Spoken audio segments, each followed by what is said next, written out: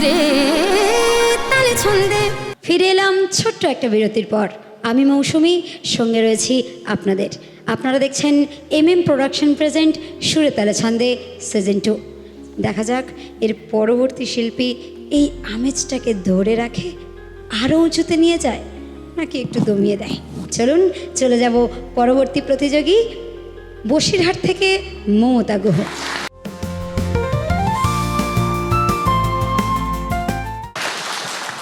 মমতা দি, অর্ণব তো জমিয়ে দিয়েছে, তোমাকে আরও জমিয়ে দিতে হবে। All the best.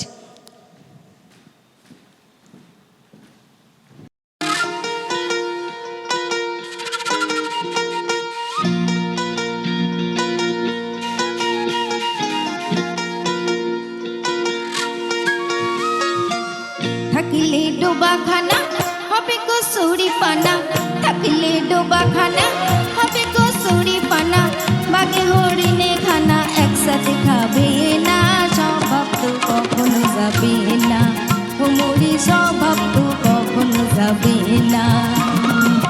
থাকিলে ডোবা খানা হবে কসুরি পানা, থাকিলে ডোবা খানা হবে কসুরি পানা, বাঘে হরিণে খানা একসাথে খাবে না, স্বভাব তো কখনো যাবে না, হুমুরি স্বভাব তো কখনো যাবে না।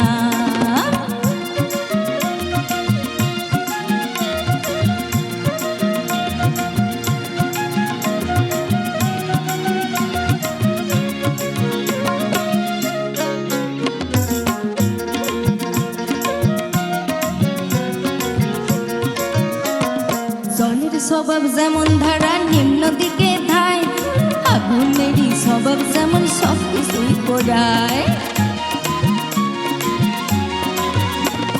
সার পোকারি স্বভাব যেমন রক্ত চুষে খায়, সার পোকারি স্বভাব যেমন রক্ত চুষে খায়, থাকে না ধরলে বস্তু কাটে ওই পোকায়।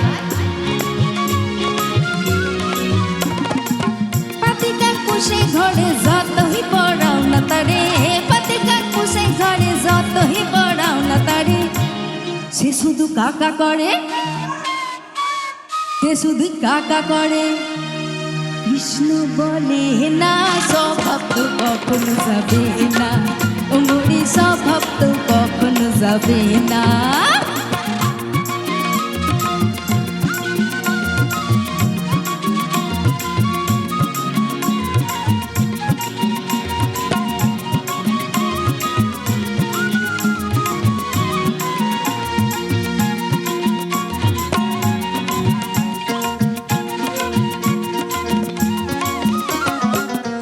স্বভাব যেমন মারে বিষাক্ত সফল, ছেলে ছোকরা স্বভাব যেমন পাকাই গন্ডগোল। আর সাপের স্বভাব যেমন মারে বিষাক্ত সফল, ছেলে ছোকরা স্বভাব যেমন পাকাই গন্ডগোল। বিড়ালেরই স্বভাব যেমন হাড়ির পানে চায়, বিড়ালেরই স্বভাব যেমন হাড়ির পানে চায়, তখন শিখে পড়বে শিখে তারি লালসায়।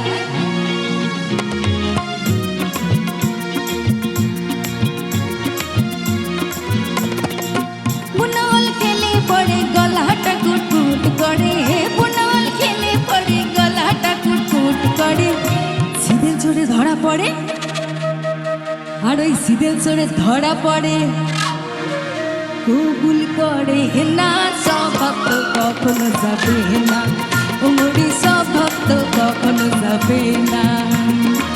থাকলে ডোবা খানা হবে কসুরি পানা, থাকলে ডোবা খানা হবে কসুরি পানা, বাঘে হরিণে খানা একসাথে খাবে না, স্বভাব তো কখনো যাবে না, উমরি স্বভাব তো কখনো যাবে না, উমরি স্বভাব তো কখনো যাবে না, উমরি স্বভাব তো কখনো যাবে না।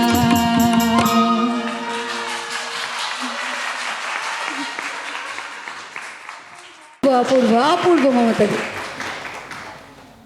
সবাইকে মাতিয়ে দিয়েছিল অর্ণব, তুমি নাচিয়ে দিলে একেবারে সুরে তালে ছন্দের মূর্ছনায় মূর্ছিত আমাদের প্রোডাকশন প্রেজেন্ট সুরে তালে ছন্দের সিজন 2 এর পর্ব। আজ দেখে নেব জাজরা কি বলছেন। প্রথমেই শ্রীকুমার দা। আমি তোমায় ভালো খারাপ কিছু বলছি না, শুধু এখান থেকে স্টুডিও থেকে বেরিয়ে স্বপনকে একটা ফোন করে শোনাবো তুমি কিরম গেয়েছো। ধন্যবাদ স্যার, প্রণাম স্যার। ভালো গেয়েছো, থ্যাংক ইউ, খুব ভালো। আমি ওনার গানটা অনেকবার শুনেছি, তবু ওনার মতো করতে পারি। সেটা আমি বুঝতে পেরেছি, ঠিক আছে ঠিক আছে। থ্যাংক ইউ ভালো দাদা। চলে যাব শর্মিষ্ঠাদের কাছে। আমি সবার আগে বলবো প্রত্যেককে মহেশ্বরের জন্য একটা জোরে হাত দেন।